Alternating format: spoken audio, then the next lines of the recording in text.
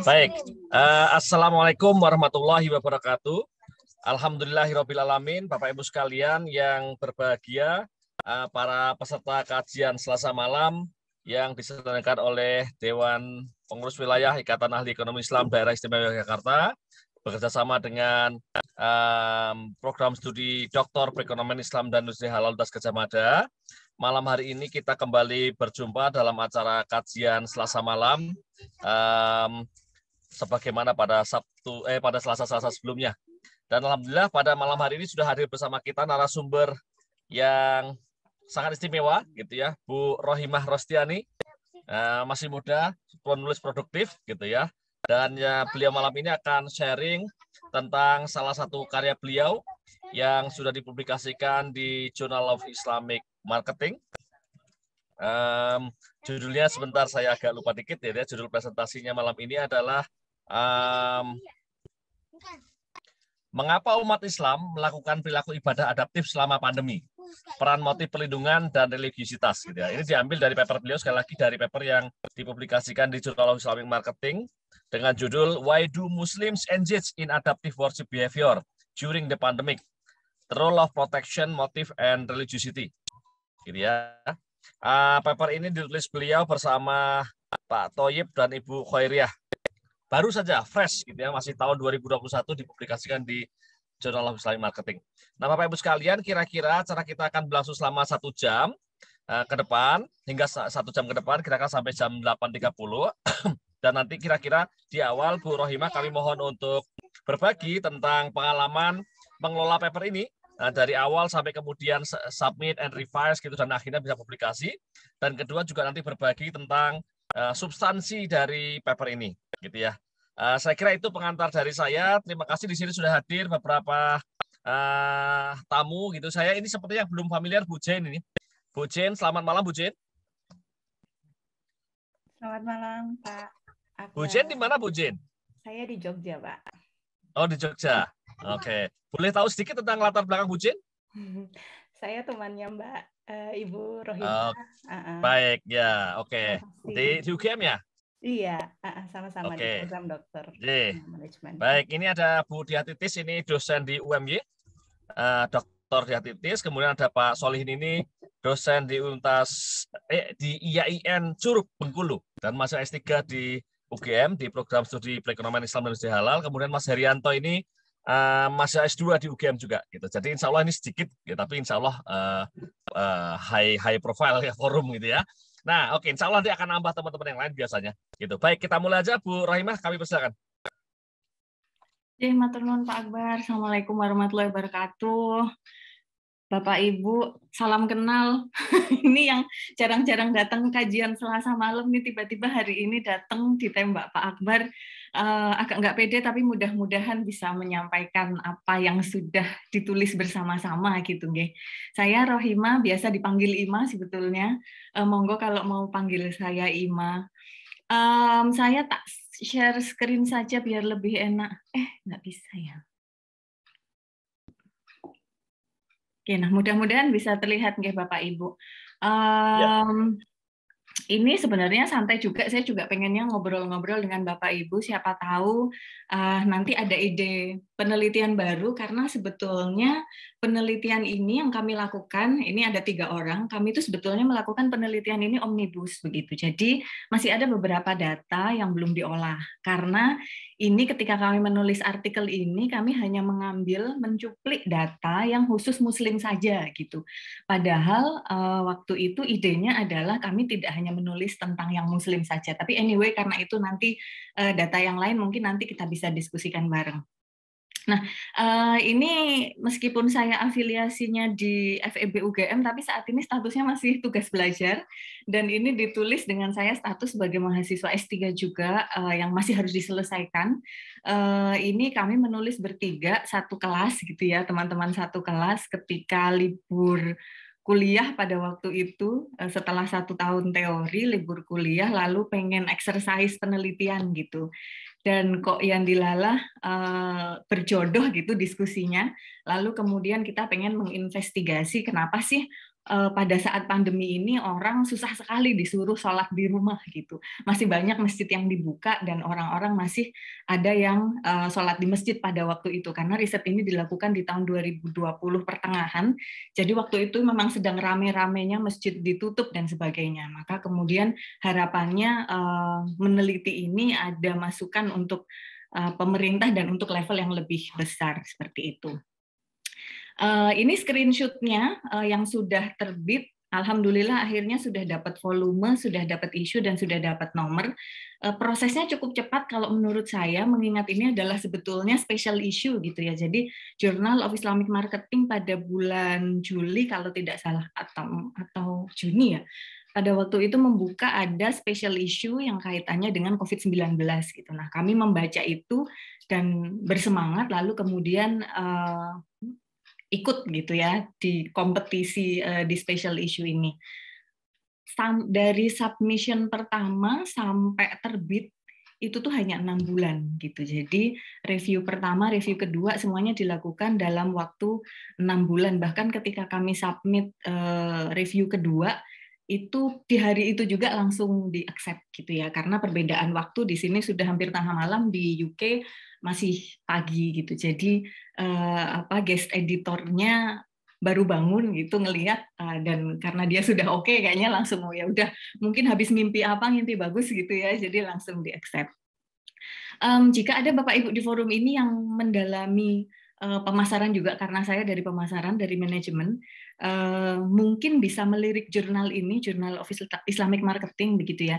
Dia H indeksnya tidak terlalu tinggi, tetapi ternyata dia naik ke Q2 mulai tahun 2020 gitu. Jadi kalau ada Bapak Ibu yang tertarik, yang punya tema penelitian tentang pemasaran atau manajemen, mungkin bisa melirik jurnal ini karena proses reviewnya ternyata tidak terlalu ribet. Kemudian membuat draft untuk submission-nya juga tidak terlalu sulit, dan yang penting cepat gitu ya, karena kita nggak pengen review yang lama-lama, kalau bisa agak lebih cepat gitu. Baik, nah pertama saya cerita prosesnya dulu nih, karena tadi diminta Pak Akbar kita sharing-sharing untuk proses bagaimana menulis riset ini gitu ya.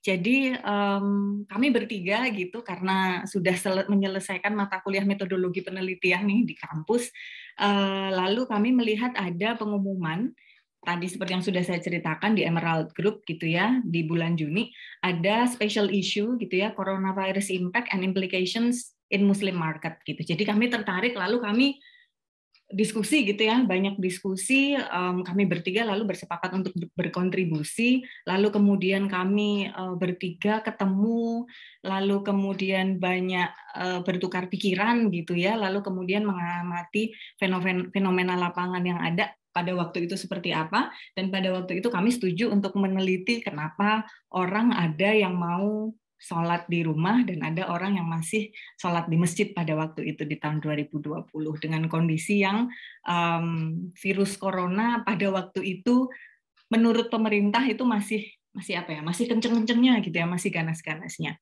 Nah, kami ingin mengamati itu untuk belajar gitu ya.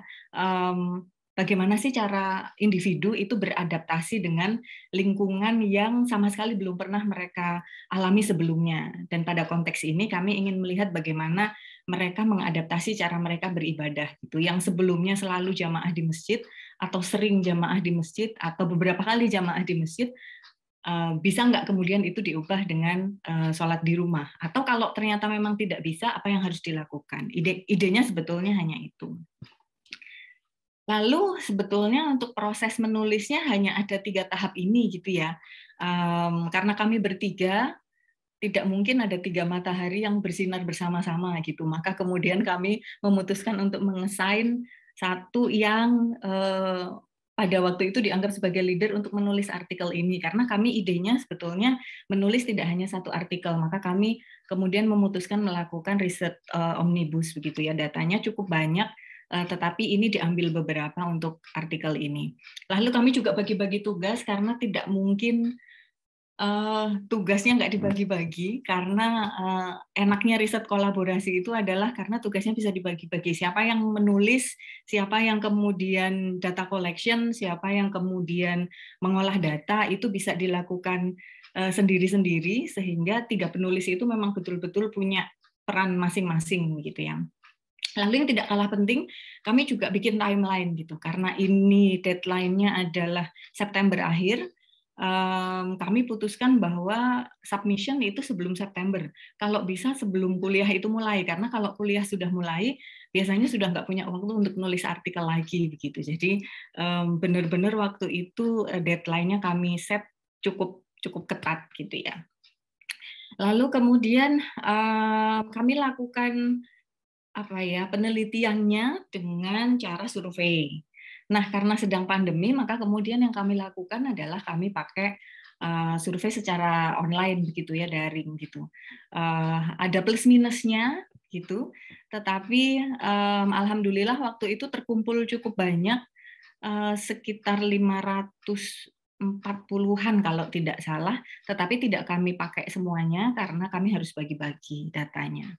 Lalu kalau terkait dengan publikasinya, kami lakukan submission itu 2 September. Waktu itu deadline-nya akhir September. Lalu kemudian kami menerima review pertama itu di akhir Desember 2020. Jadi dari September, Oktober, November, Desember, 3 bulan. 3 bulan itu kami dapat review 1. Itu reviewnya mayor dan minor. Ketika kami baca revisi mayornya, kami merasa itu adalah minor. Dan ketika kami baca revisi minornya, kami merasa itu adalah mayor. Tapi ya, apapun kami ikut reviewernya gitu ya, dan kami kemudian melakukan perbaikan sesuai dengan apa yang diminta oleh reviewer. Nah, yang saya pelajari dari melakukan review ini, ternyata kalau misalnya kita mau dari mendapatkan review 1 sampai ke deadline submission itu kan biasanya waktunya 2-3 bulan ya. Jadi deadline untuk ngumpulin respon kita atas review yang pertama itu antara 2-3 bulan. Tapi belajar dari beberapa kali melakukan publikasi, kayaknya paling pas itu ketika kita submit review itu 2-4 minggu saja. Jadi nggak sampai nunggu 3 bulan karena nanti reviewernya udah lupa gitu. Jadi yang paling pas adalah 2 minggu. Maka kemudian ketika akhir Desember kami menerima itu, kebetulan terus libur, maka kami libur dulu, lalu kami kerjakan kayaknya setelah tahun baru, lalu di 18 Januari kami memutuskan untuk submission ronde 1, untuk review 1. Kami tunggu, ternyata review keduanya betul keluarnya cepat gitu ya, sekitar 4 hari selanjutnya keluar review 2, dan itu minor, kebanyakan adalah grammar gitu ya, karena kami belum sempat masukkan ke proofread, maka kemudian kami masukkan ke proofread saja itu untuk review 2-nya, lalu kami submit di 25 Januari, saya waktu itu submit malam hari di sini kalau nggak salah jam 11 atau setengah 12 malam karena saya corresponding author-nya, dan jam 12 kalau nggak salah jam 12 atau setengah 1 tahu-tahu sudah di-accept gitu. Dan alhamdulillah di Februari 2021 sudah bisa dipublikasikan secara online meskipun belum dapat nomornya gitu. Jadi alhamdulillah ini adalah pengalaman kami bertiga yang deg-degan iya, tapi senang karena kemudian ternyata prosesnya tidak terlalu lama gitu, karena ada beberapa jurnal-jurnal lain yang bahkan sampai setahun itu belum ada kabarnya gitu, dan katanya kalau belum ada kabarnya kita boleh bertanya gitu, tapi bertanyanya gimana dan kepada siapa itu kadang-kadang juga agak nggak enak gitu ya. Anyway, yang ini alhamdulillah berakhir dengan bahagia gitu ya. Oh iya, 2 rekan penulis saya ada juga di forum ini, ada Ibu Jen dan ada Ibu Siti Hoiriah. Selamat malam Ibu-ibu. Terima kasih, ini karena saya deg-degan jadi saya cari teman sebetulnya. Baik, saya lanjutkan.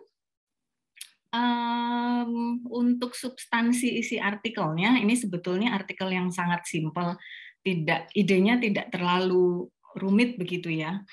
Pertama ya ini, karena kami membaca artikel gitu ya dari Abdel Halik 2014 dan dari Benson 2020 yang mengatakan kalau di kondisi yang serba tidak pasti, di kondisi yang serba sulit, orang-orang itu biasanya kembali kepada agama. Entah dia lebih rajin sembahyang atau dia lebih mendekatkan diri kepada Tuhan. Mungkin caranya tidak dengan sembahyang gitu ya, tapi kalau untuk umat Islam ini analoginya adalah mungkin dia akan kembali menekuni mendalami agama, kemudian sholatnya lebih rajin dan sebagainya. Tapi problemnya karena ada virus gitu ya yang mengancam kehidupan orang-orang nih pada waktu itu di tahun 2020, pemerintah kemudian merestrik membatasi gitu ya bahwa sholatnya nggak di masjid dulu deh gitu, sholatnya di rumah dulu gitu. Nah, lalu kemudian saya baca satu artikel yang menarik dari Darmawan et al. 2020 menyatakan bahwa sebetulnya orang-orang kalau tidak boleh sholat di masjid dan harus sholat di rumah, itu banyak yang kena anxiety malahan. Jadi psychological disease, penyakit psikologisnya justru muncul dan ada rasa kehilangan secara spiritual gitu. Karena orang-orang di Indonesia itu secara kontekstual itu kedekatan sosialnya sangat tinggi gitu ya. Jadi kebutuhan mereka untuk sholat di masjid itu sebenarnya bukan hanya untuk sholat aja, tetapi juga untuk bertemu dengan orang-orang, berinteraksi dengan orang lain, sekaligus untuk saling menguatkan gitu. Maka kemudian menarik nih untuk dikaji lebih mendalam. Kenapa ya orang-orang pada waktu itu, bahkan mungkin sampai sekarang gitu ya, ada yang tidak mau gitu dianjurkan oleh pemerintah untuk sholat di rumah. Mereka tetap pengen di masjid dan pokoknya nggak mau sholat di rumah. Sementara ada juga orang yang mau sholat di rumah, karena pada waktu itu, di tahun 2020, itu harusnya orang-orang sholat di rumah. Karena masjid ada yang ditutup, bahkan dikunci gitu ya. Tapi ada juga masjid yang ngeyel tetap buka gitu. Kayak masjid di rumah saya ini tetap buka nih. Dan bapak saya juga tetap ke masjid gitu. Jadi berangkat dari kegelisahan itu gitu, karena bapak saya sudah sepuh, takutnya kena virus dan segala macam, tapi dikasih tahu nggak bisa gitu. Jadi kegelisahan itu yang kemudian membuat kami mencoba untuk melakukan penelitian ini. Lalu kemudian kami memutuskan untuk menggunakan framework protection motivation theory. Pada waktu itu framework ini muncul karena kebetulan saya juga sedang melakukan riset yang lain menggunakan framework ini, dan ketika saya lihat di publikasi Journal of Islamic Marketing selama beberapa tahun ke belakang, itu belum ada yang menggunakan konsep PMT. Maka kemudian kami tertarik menggunakan konsep ini karena konsep PMT sangat cocok diterapkan pada masa ini gitu. PMT atau Protection Motivation Theory itu intinya adalah bagaimana seseorang mengatasi rasa takut yang muncul di dirinya. Nah, di kondisi pandemi, dengan adanya virus corona yang katanya ada di mana-mana, itu kan sebetulnya memunculkan, bisa jadi memunculkan ketakutan, bisa jadi ada orang yang tidak takut sebetulnya. Maka itu yang pengen dicari tahu, apakah sebetulnya virus corona itu membuat takut orang atau tidak. To the extent sampai pada tingkatan orang ada yang mau diminta untuk sholat di rumah dan ada yang tidak mau untuk sholat di rumah. Jadi dia tetap beraktivitas seperti biasa. Nah, konsep PMT ini aslinya ditulis oleh Rogers di tahun 75 dan kami menggunakan paper itu. Dan Protection Motivation Theory atau konsep ini terdiri dari dua hal yang semuanya kognitif. Jadi individu itu akan mengevaluasi kondisi yang ada di sekitarnya. Di konteks ini adalah virus corona, akan dia evaluasi, lalu kemudian dia akan menimbang apakah dia ini mampu untuk menghadapi serangan virus corona ini atau tidak. Begitu. Jadi ada dua komponen di Protection Motivation Theory. Yang pertama adalah penilaian tentang ancamannya, virusnya itu sendiri. Ini terbagi menjadi dua, apakah orang itu rentan atau tidak. Lalu kalau misalnya worst case dia itu kena virus corona, itu dia akan parah atau enggak akibatnya. Nah, dia akan melakukan penilaian ini di kepalanya. Kemudian setelah itu dia akan melakukan penilaian, kalau misalnya virus corona ini ada di masyarakat, saya punya kemampuan nggak ya untuk kemudian melakukan protokol kesehatan yang baik untuk melindungi diri saya gitu. Atau kemudian yang kedua adalah respons efficacy, ini berkata apakah protokol kesehatan ini memang benar-benar cara yang tepat untuk membuat saya terhindar dari COVID-19 gitu. Jadi idenya PMT seperti itu. Nah, konsep yang kedua, kami menggunakan konsep religiusitas.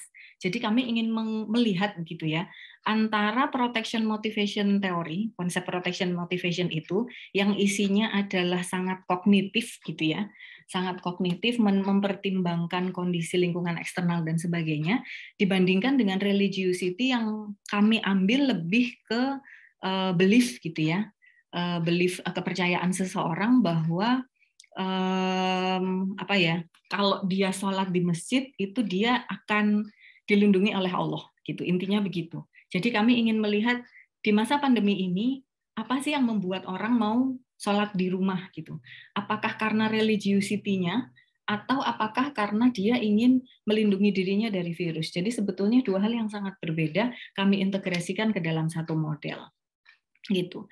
Nah, kami menggunakan konsep religiusitasnya itu adalah konsep religiusitas yang cukup umum, karena sebetulnya ide utamanya adalah kami ingin melihat perspektif dari kelima agama yang diakui di Indonesia begitu.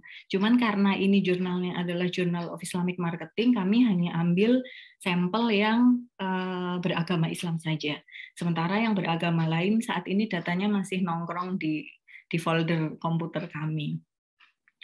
Nah, selain dua konsep utama itu, kami juga ambil konsep pengaruh sosial, kemudian kepercayaan pada kebijakan pemerintah. Dua hal ini saya dapatkan dari hasil wawancara di riset lain yang berbeda, dan saya ingin membuktikan di sini apakah kemudian pengaruh sosial dan kepercayaan pada kebijakan pemerintah itu berpengaruh nggak pada adaptive behavior gitu.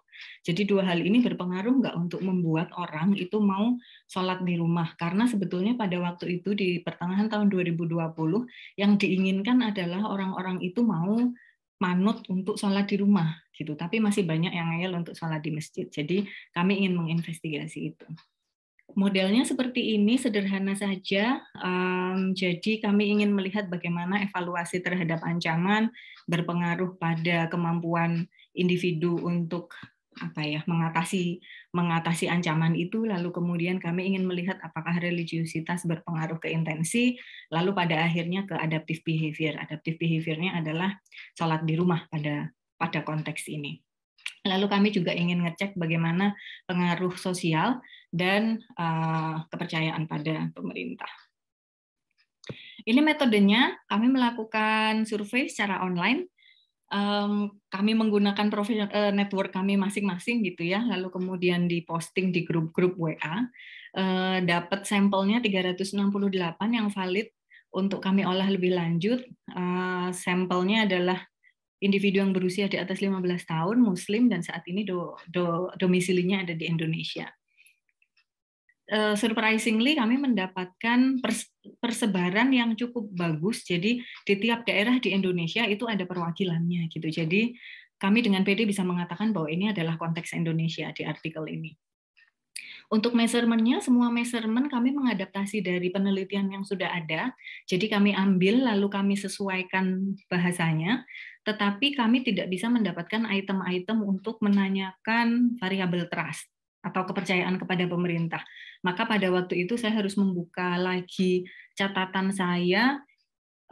Waktu itu kami interview ke beberapa responden dan kami juga mendapatkan insight tentang trust ini, dan kemudian saya pakai beberapa itemnya untuk membuat item trust ini. Setelah diuji, semuanya valid dan reliable termasuk yang variabel trust gitu. Lalu kemudian kami menggunakan analisisnya menggunakan SAM PLS, menggunakan Smart PLS, dan ternyata di Journal of Islamic Marketing belum banyak artikel yang pakai Smart PLS atau dengan PLS based analisis gitu ya, regresinya. Jadi kalau ada Bapak Ibu yang tertarik untuk pakai Smart PLS dan mau dimasukkan ke Journal of Islamic Marketing, kayaknya masih terbuka cukup lebar nih untuk teknik analisisnya. Lalu ini adalah hasilnya.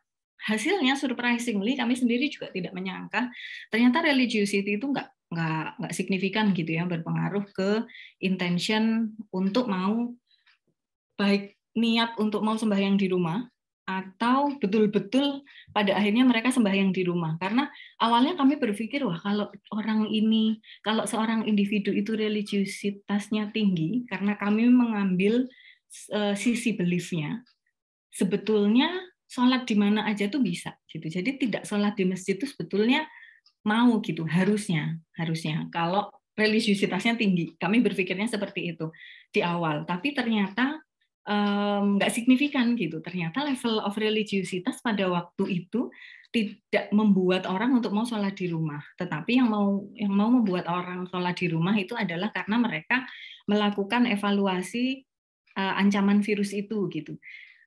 Apakah virusnya itu nanti ketika kena virus itu parah atau enggak, apakah dia kemudian tertular atau tidak, dia kira-kira bisa melakukan protokol kesehatan dengan baik atau tidak. Ternyata sisi rasional itu yang kemudian membuat orang mau untuk sholat di rumah. Sementara religiusitas ternyata enggak. Itu tadi tidak ada pengaruhnya. Nanti kita akan gali lebih dalam kenapa religiusitas itu tidak berpengaruh di konteks ini. Lalu ternyata betul social influence atau pengaruh sosial dan kepercayaan kepada pemerintah itu juga berpengaruh positif pada perilaku adaptif. Jadi orang itu mau sholat di rumah pada waktu itu karena satu, mereka melakukan evaluasi pada virusnya, karena mereka menimbang bahwa virus itu sesuatu yang berbahaya untuk dirinya, sehingga mereka harus mempertimbangkan itu. Tetapi ini pertimbangan tentang ancaman ini itu tidak akan serta-merta terwujud menjadi menjadi perilaku dia mau sholat di rumah kalau dia tidak juga berpikir tentang apakah dia bisa melakukan protokol kesehatan dengan baik atau tidak. Jadi dua hal ini harus muncul nih. Penilaian tentang ancamannya harus ada, lalu kemudian penilaian tentang kemampuan diri untuk melakukan protokol kesehatan juga harus ada, supaya kemudian orang itu mau sholat di rumah. Lalu kemudian pengaruh sosialnya juga ada, dan kepercayaan kepada pemerintah tentu juga ada, karena orang mau sholat di rumah tentu karena percaya pemerintah memang memang menghimbau orang untuk melakukan itu karena memang itu baik untuk masyarakat begitu. Coba kita lihat kenapa kemudian religiusitas tidak berpengaruh. Kami coba melakukan cross step gitu ya, untuk melihat lebih jauh. Kami bagi gitu. Yang pertama kami ingin melihat perbedaan gitu ya antara tingkat religiusitas, gender dan perilaku adaptif atau sholat di rumah gitu ya. Kenapa kemudian gender? Karena biasanya kalau sholat di masjid itu kan lebih banyak yang laki-laki dibandingkan yang perempuan. Lebih wajib laki-laki untuk sholat di masjid dibandingkan yang perempuan. Kalau kita lihat gini ya, ini ternyata nggak. Kalau untuk yang laki-laki, semakin dia religiusitasnya tinggi, ternyata yang mau sholat di rumah ternyata juga masih banyak gitu. Tetapi yang tidak sholat di rumah, yang sholatnya di masjid itu juga masih banyak gitu. Kalau untuk yang laki-laki, jadi jaraknya nggak terlalu banyak. Tapi untuk yang perempuan, mau dia level of religiusitasnya tinggi atau rendah, biasanya pada mau sholat di rumah. Tapi kalau yang laki-laki enggak, mau dia tinggi, mau dia rendah level of religiusitasnya, tapi dia nggak banyak. Ada yang ya separuh-separuh gitu ya. Ada yang mau sholat di rumah, ada yang mau sholat di masjid. Lalu kemudian kami juga pengen gali lebih dalam lagi. Kita coba lihat tingkat religiusitas, lalu kemudian persepsi apakah orang itu secara konsisten bisa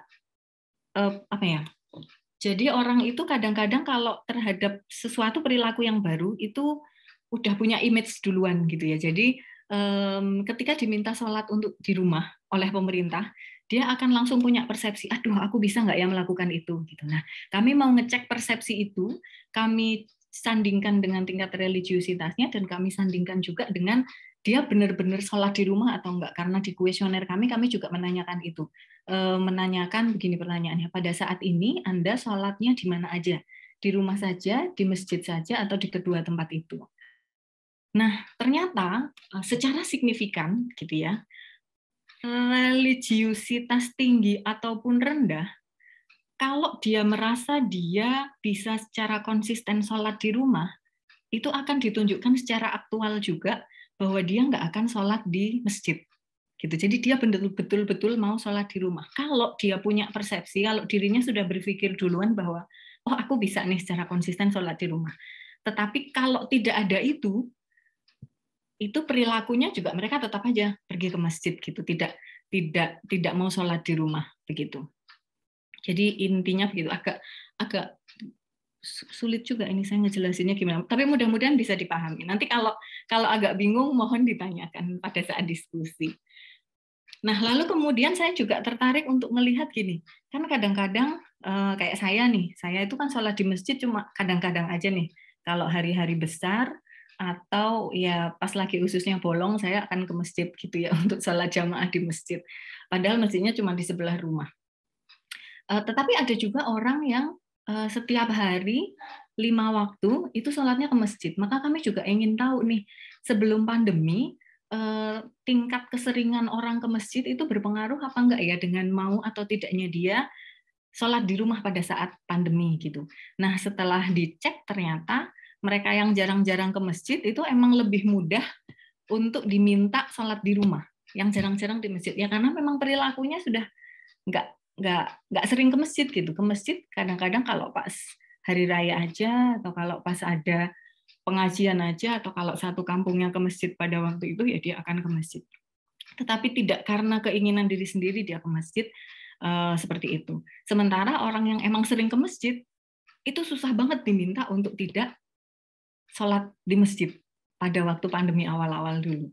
Jadi memang frekuensi orang pergi ke masjid sebelum pandemi itu ternyata memiliki pengaruh gitu ya ke perilakunya pada saat pandemi di awal-awal dulu.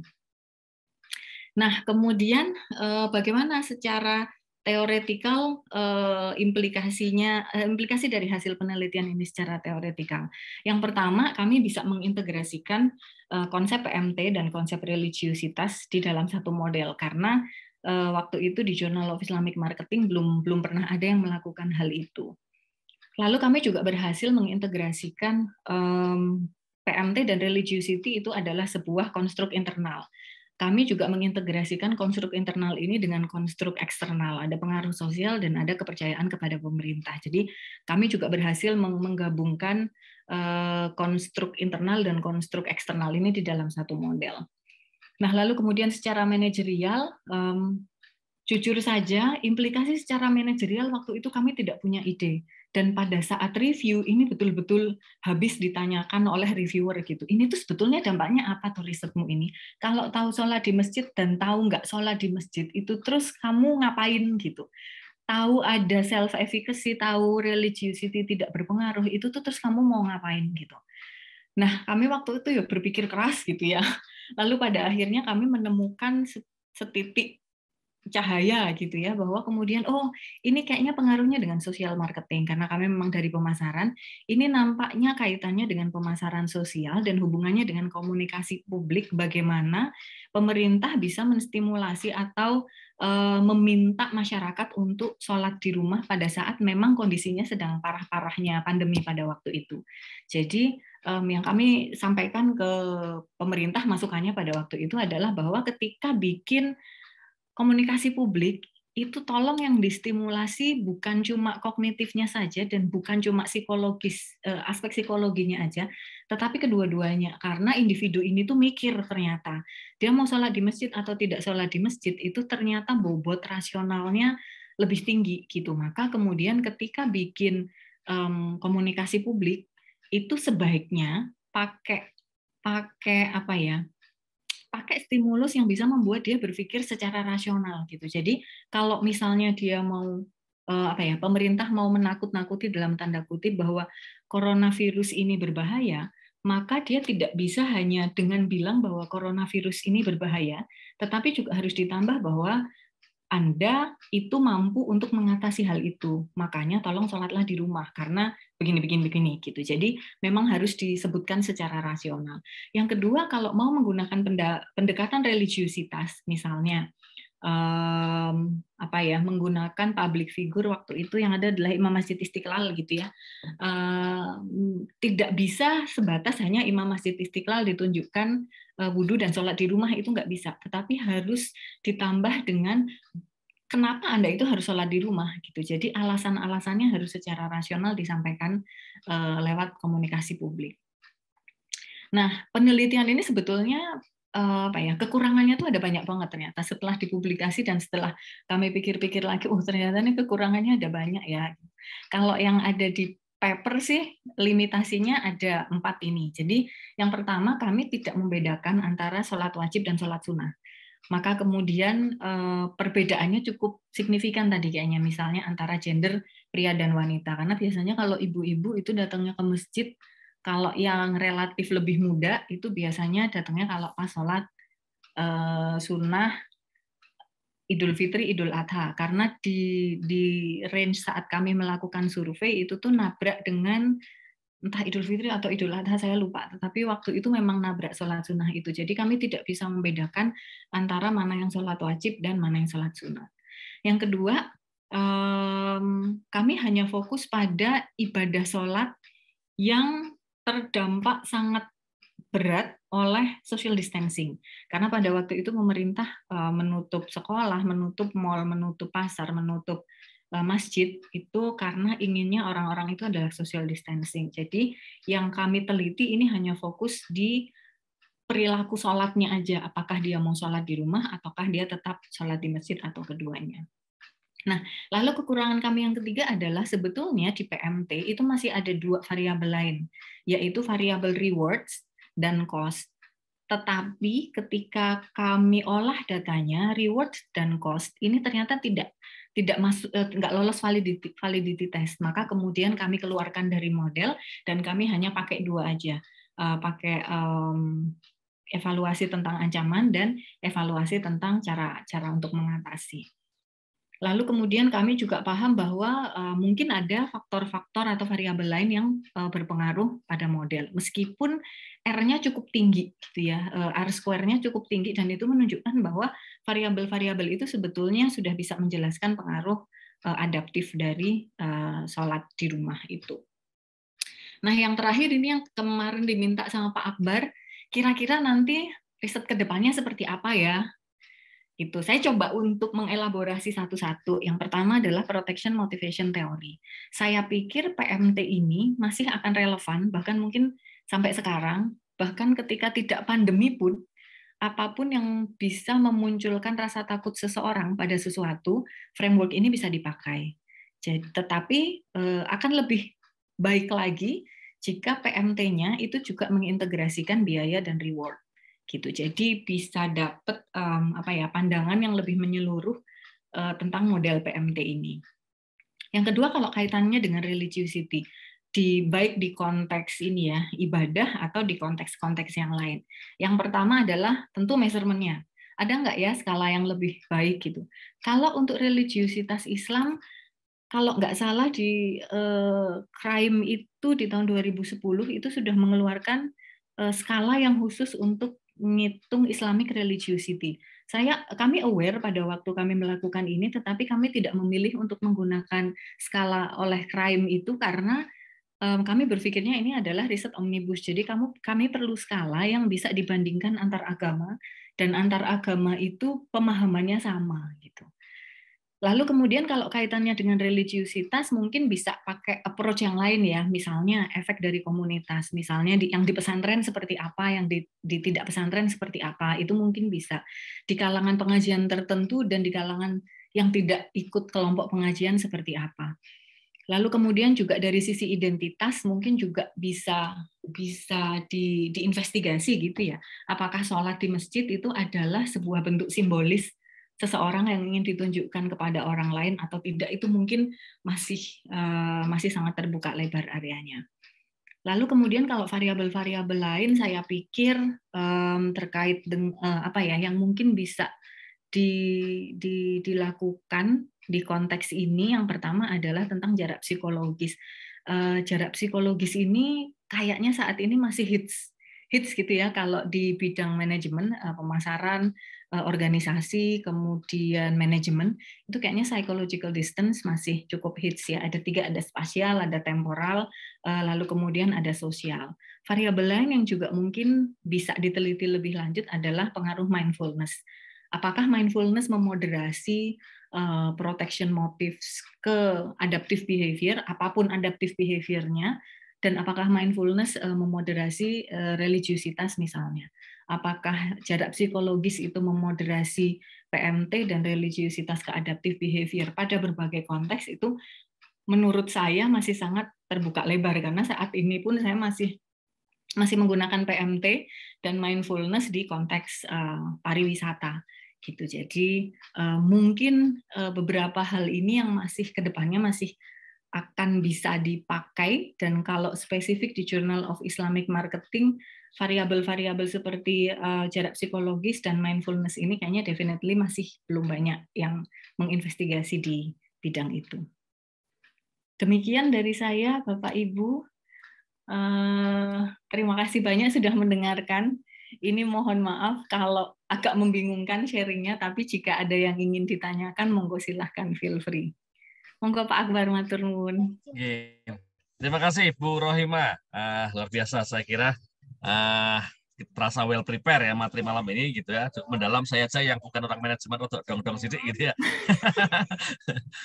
Oke, alhamdulillah ini sudah hadir 24 orang malam ini gitu, dan saya lihat profilnya juga cukup beragam meskipun ada beberapa nama yang saya baru lihat malam ini gitu, belum pernah lihat sebelumnya.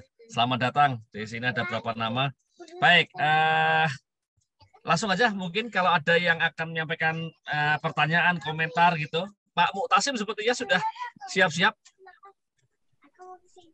Maaf, Tat, saya terlambat jadi nggak dong, saya ikut dulu deh. Oh, baik, terima kasih. Iya, Pak Akbar. Pak Muktasim ini dosen di Stay Hamfara. Oke. Tadi sepertinya saya lihat ada sudah. Saya Pak Akbar, insya Allah Pak. Oke, silakan. Siapa ya? Sebentar. Pak Yuli, Pak. Oh iya, silakan. Langsung aja. Ya, Pak Yuli, Pak, dari Malang, Pak. Oke, Pak Yuli, terima kasih ya. Dari Untas Malang ya. Negeri Malang, ya Pak. Ya, Untas Malang. Negeri Malang ya. Temennya Bu Lohana sama Pak Danes. Oke, Pak. Oke, terima kasih Pak Akbar, Mbak Rohima, Bu Rohima, mungkin lebih Bu Rohima. Mbak aja menarik sekali. Oh Mbak, biar mudah ya Pak. Malah request. Iya Mbak Rohima, terima kasih tadi paparannya saya sangat menarik sekali, dan kebetulan saya juga manajemen dan saya rasa juga klop. Kebetulan saya juga sedang tertarik untuk meneliti tentang utamanya religiositas, tentang variabel religiositas. Cuman saya agak yang pertama mungkin bisa menjelaskan tentang bedanya sama spiritualitas itu apa, Bu?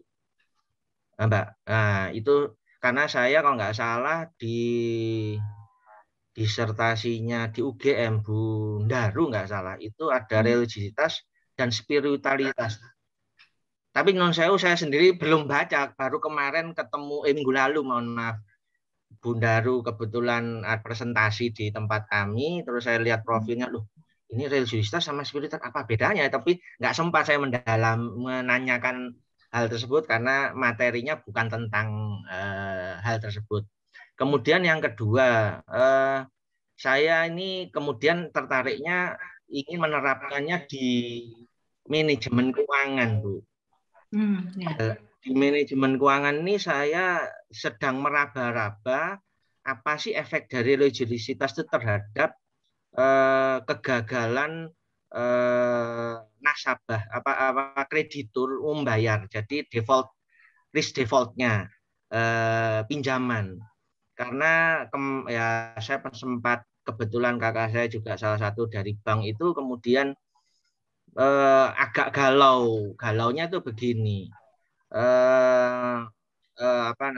ada beberapa nasabah kemudian menganggap dirinya sudah istilahnya hijrah gitu, tapi terus nggak mau bayar karena dianggap riba. Loh, ini Loh, kamu ini punya utang kok ada kaitannya sama riba. Kemarin utang, sekarang jadi terus hijrah, terus riba, terus nggak mau bayar. Lah ini, nah ini saya non sewu, saya terus tertarik. Lah kayaknya nih keren ini kayaknya apa sih? Ada kaitannya nggak sih list defaultnya apa pinjaman itu dengan religiositas?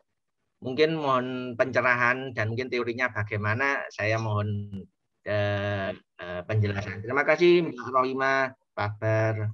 Terima kasih Pak Yuli. Silakan Bu Rahima. Ya, matur nuwun Pak Yuli. Wah, ini saya kayaknya juga tidak terlalu expert banget, tapi saya coba jawab ya Pak ya. Yang pertama untuk bedanya antara religiusitas dan spiritualitas. Ini saya sebenarnya juga masih meraba-raba Pak. Tetapi satu hal yang pernah saya baca itu kalau religiusitas dia komponennya ada 3. Dia ada belief-nya, dia ada kepercayaannya, dia ada komitmennya, dan dia ada ritualnya. Ada ritualnya. Jadi tidak hanya belief-nya saja, tetapi kalau spiritualitas itu lebih pada belief dan value-nya, Pak. Jadi misalnya Islam, itu religiusitas secara Islam itu ada pengajiannya, ada sholatnya, tapi ada percaya Allahnya, ada percaya rukun iman, rukun Islam, akidah, tauhid, dan segala macam itu ada. Tetapi kalau spiritualnya, Muslim itu kan sederhana, lalu kemudian apa ya? Jadi mengambil nilai-nilai intinya saja, tetapi kalau spiritualitas ini nanti lebih general, bisa ada di semua agama. Jadi tidak di lintas agama. Tetapi kalau religiusitas ini yang trikinya adalah ketika ngukurnya, tiap agama itu seharusnya harus diukur secara spesifik, Pak. Karena misalnya frekuensi beribadah gitu ya. Kalau orang Islam kan frekuensi beribadah ya apakah sehari 5 kali menunjukkan dia religiusitasnya tinggi, atau kalau dia sehari 7 kali misalnya tambah sholat duha dan tambah sholat tahajud itu yang religiusitasnya lebih tinggi gitu, atau yang seperti apa. Sama juga dengan yang Kristen, apakah kalau ke gereja seminggu 4 kali dibandingkan sebulan ke gerejanya seminggu 8 kali, mana yang lebih religius gitu. Nah biasanya ada faktor ritualnya yang main kalau di religiusitas itu Pak, maka skalanya tuh memang sulit gitu kalau religiusitas. Nah kalau spiritualitas ini lebih di value-nya. Nah ini mungkin bisa nyambung di pertanyaan Bapak yang kedua nih, kegagalan dalam bayar pinjaman. Oh, saya malah baru tahu informasinya bahwa kalau orang yang sudah hijrah nggak mau bayar pinjaman, karena biasanya kalau orang yang sudah hijrah setahu saya itu biasanya menyelesaikan dulu urusan dengan perbankan gitu ya, lalu dia move on gitu, mulainya dari nol. Ini saya malah baru tahu nih informasi ini. Tapi kalau nggak salah nih Pak, saya juga lupa, tapi nanti saya coba cari juga. Beberapa waktu yang lalu di forum ini juga ada yang presentasi, aduh saya lupa namanya Pak siapa. Waktu itu bahas tentang pengetahuan tentang religiusitas. Jadi dia knowledge tapi knowledge-nya tentang religiosity-nya. Jadi dia paham nggak bahwa kalau melakukan hal itu, misalnya dia sudah hijrah tapi kemudian tidak membayar, itu kan berarti dia apa ya kalau bahasa Jawanya belenjani janji gitu ya. Itu tidak diperbolehkan dalam agama, itu dia paham itu enggak. Jadi dia yang diukur adalah knowledge-nya. Jadi knowledge tentang religiusitasnya, tidak mengukur level religiusitasnya, tetapi yang diukur adalah pengetahuan tentang agamanya, begitu Pak. Nah mungkin itu yang lebih pas, atau mungkin lebih pas dengan variabel spiritualitas. Nah itu mungkin bisa dicari lebih dalam mungkin ya Pak ya.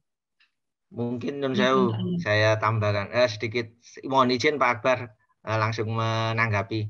Ya, Pak. Tadi yang pertama tentang religiusitas dan spiritualitas itu berarti, mohon maaf saya menyimpulkan kok religiusitas itu hardware-nya lah, apa physically-nya mungkin seperti itu bisa disederhanakan begitu. Kemudian spiritualitas itu software-nya, jadi cara berpikir dan kemudian penampilan perilaku. Nah itu yang pertama. Kemudian yang kedua, tadi terima kasih, saya mungkin nanti mohon mentris tadi tentang knowledge-nya religiositas ya di forum ini. Saya kebetulan baru kali ini masuk ngikuti forum ini. Nanti mohon petunjuk Pak Akbar, bantuannya nanti kalau saya diperkenankan. Jadi bahkan mungkin bisa jadi efek apa namanya intervening ya, mungkin loh. Pertama religiositas, kemudian ke knowledge ke spiritualitas. Ya. Mungkin loh, ini cuman juga maaf, ini cuma meraba-raba karena harapannya itu kan orang sholat, kemudian kalau Islam ya sholat ke masjid, atau yang orang non Muslim yang Nasoroh itu ke gereja. Harapannya dengan mereka sering beribadah, kemudian dan beribadah ke tempat ibadahnya, bertemu dengan banyak orang, komunitas agama, dia makin paham. Mungkin bisa demikian ya Mbak Rohimah ya. Terima Bisa, kasih Pak. Mbak. Bisa mungkin bisa Pak. Tapi yang menariknya juga adalah hijrah itu kan dia biasanya tidak dari dalam diri sendiri, tapi kadang-kadang ada pengaruh dari komunitasnya, nggak sih Pak? Jadi mungkin menarik juga loh Pak, kalau meneliti mungkin moderasinya adalah juga pengaruh dari komunitas Pak. Jadi misalnya tingkat religiusitas bisa jadi independen variabel, atau kemudian spiritualitas juga bisa jadi independen variabel kalau menurut saya.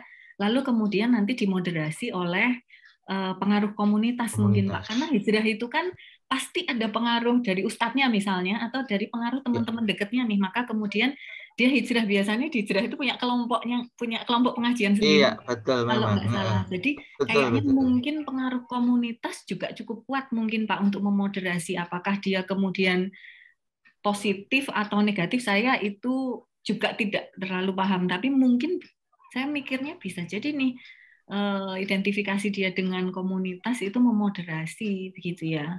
Kalau dia semakin erat, lalu nanti perilakunya seperti apa, gitu Pak. Jadi kalau religiusitas tadi saya nambahkan, dia tidak hanya hardware, tapi softwarenya juga ada Pak. Karena dia harus percaya kan, dia harus ada kepercayaan, dia harus ada akidahnya, tauhidnya, dia juga harus percaya itu. Tapi kalau spiritualitas itu softwarenya memang. Oke. Mungkin spiritualitas juga ke makna sufi, atau lebih ke sufi atau makrifat mungkin ya. Iya, jadi memang levelnya sudah lebih tinggi daripada religiusitas. Ya. Jadi mungkin memang akhirnya bisa ke ke intervening, ke lanjutannya, religiusitas ke spiritualitas dan seterusnya begitu ya. Ya, bisa. Makasih banyak sekali Mbak Rohimah. Saya mohon izin nanti kalau saya kontak jenengan berkenan untuk diskusi lebih lanjut. Saya mohon diberi nomor HP atau emailnya. Terima kasih Mbak Rohimah, Pak Akbar. Pak Yuli. Terima kasih Pak Yuli. Jadi memang diskusi tentang religiusitas itu agak banyak sekali perspektifnya, sebenarnya berbeda, kadang dimensinya banyak gitu ya. Salah satu versi itu ada 3 dimensi, kognitif, afektif, dan behavior misalnya gitu ya. Dan seterusnya lah. Oke, baik. Bapak Ibu sekalian, masih ada waktu insya Allah kita 7 menit, 8 menit lah gitu. Kalau ada teman lain, Bapak Ibu sekalian yang lain yang akan menyampaikan komentar, pendapat, pertanyaan, kami persilakan.